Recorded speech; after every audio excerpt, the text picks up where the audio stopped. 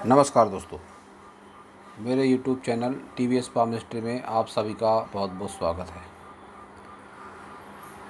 दोस्तों, आज मैं आपको बताने का प्रयास करूंगा कि फेफड़े से संबंधित बीमारियां जिस व्यक्ति को होती हैं उसके हाथ में किस तरह के चिन्ह या रेखाएं हो सकती हैं। यह बीमारी एक बहुत ही गंभीर किस्म की बीमारी है जो लंबे समय तक चलती है, बहुत ही दुखदाई भी होती है। तो इसके पीछे हस्तरेखा विज्ञान में कारण कुछ चिन्ह और रेखाएं हैं जिनके माध्यम से हम जान सकते हैं और कुछ हद तक इसके उपायों को पालन करके इस समस्या से कुछ हद तक बचा भी जा सकता है। तो मैं आपको बताने का प्रयास करता हूं कि फेफड़े से संबंधित जब बीमारियां होती हैं तो किस तरह के चिन्ह हाथों में होते हैं। इसके लिए हम देख सकते हैं हार्ट लाइन जो होती है व्यक्ति की सामान्यतः कुछ इस तरह से होती है।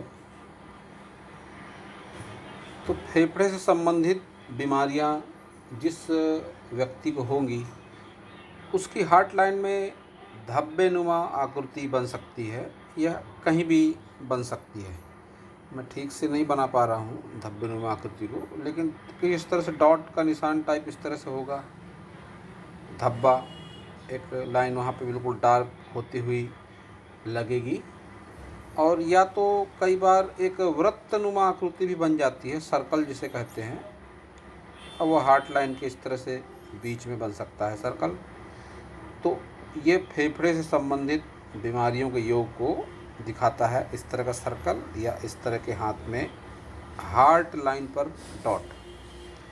अब एक और बन सकती है परिस्थिति, मान लीजिए माइंड लाइन है किसी व्यक्ति की ये।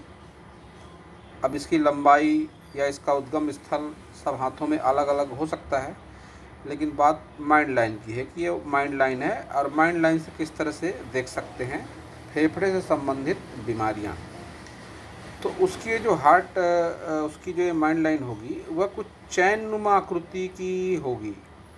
चैन नुमा आकृति कुछ इस तरह से हो सकती है, ऐसी चैन नुमा आकृति होगी उसकी, जंजीरदार जिसे कहते हैं, जंजीर टाइप आकृति इसकी बनेगी। जैसी सोने की जंजीर होती है उस पर ऐसे लहर होती हैं, उस लहर नुमा आकृति की तरह उसकी ये माइंड लाइन जो होगी वह बनी होगी।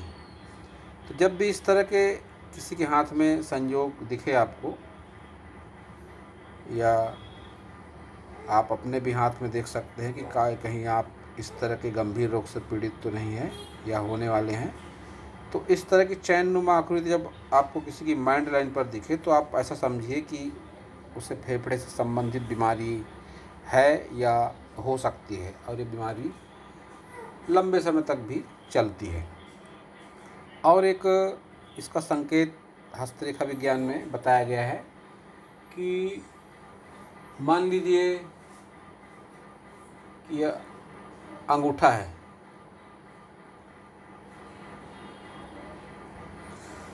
मान लीजिए कि यह इंडेक्स फिंगर है। इंडेक्स फिंगर गुरु का कारक मानी जाती है, गुरु ग्रह से संबंधित होती है उंगली, और इस बीमारी में गुरु और सूर्य ये दो पर्वतों और ग्रहों की भी भूमिका इसमें होती है।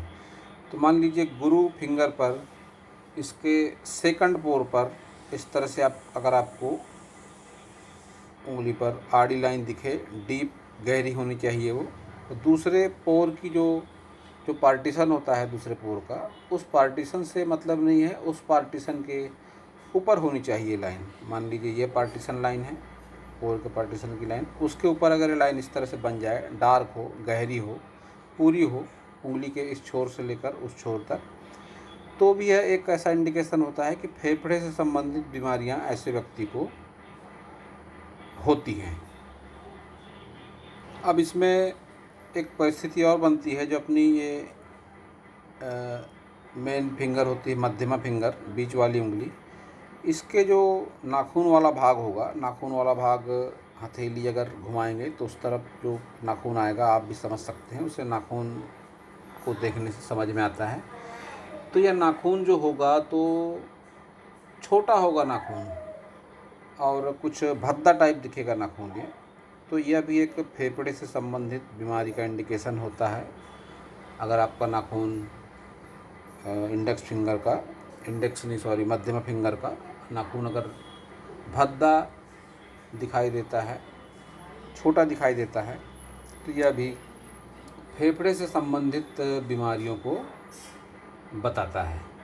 और एक जो प्रमुख रेखा है, सबसे मेन रेखा जिसे कहते हैं कि स्वास्थ्य रेखा, स्वास्थ्य रेखा से के भी माध्यम से इसे जाना जा सकता है।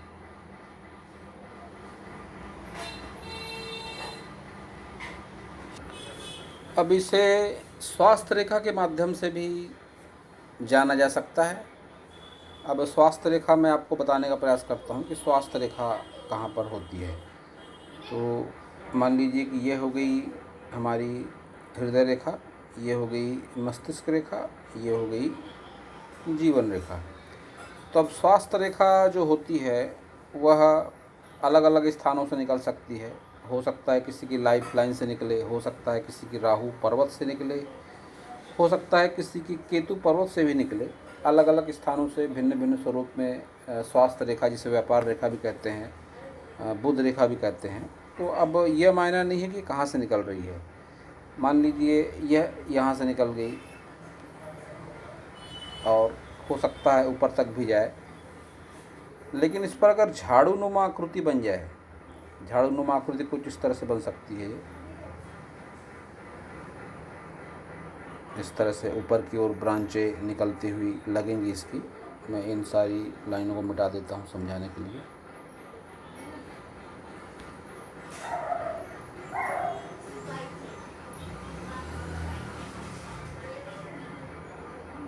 समझाने में आसानी होगी। तो मान लीजिए कि ये है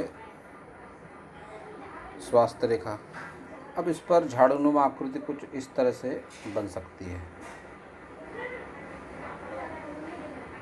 अब इसे समझना होगा हमें कि झाड़ूनुमा आकृति क्या है। अगर स्वास्थ्य रेखा पर इस तरह से झाड़ूनुमा आकृति बनती दिखाई देती है तो यह एक बहुत ही प्रमुख लक्षण होता है कि ऐसा व्यक्ति मेल हो या फीमेल हो, फेफड़े से संबंधित बीमारियां ऐसे व्यक्ति को होने की संभावना बहुत ज़्यादा होती हैं। लंबे समय तक रोग उसे ये हो सकता है और कई बार होता भी है।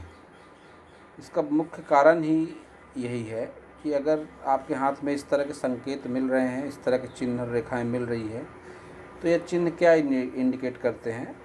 तो इस तरह की अगर फॉर्मेशन है तो आप फेफड़े से संबंधित बीमारियों से ग्रसित उस व्यक्ति को पाएंगे। तो दोस्तों, यह था इस सब्जेक्ट पर मेरा ज्ञान। अगर आपको मेरा वीडियो अच्छा लगा हो तो आप मेरे चैनल को सब्सक्राइब करें, मेरे वीडियो को लाइक करें, शेयर करें, कमेंट करें। और पूरा वीडियो देखने के लिए आप सभी का बहुत बहुत धन्यवाद।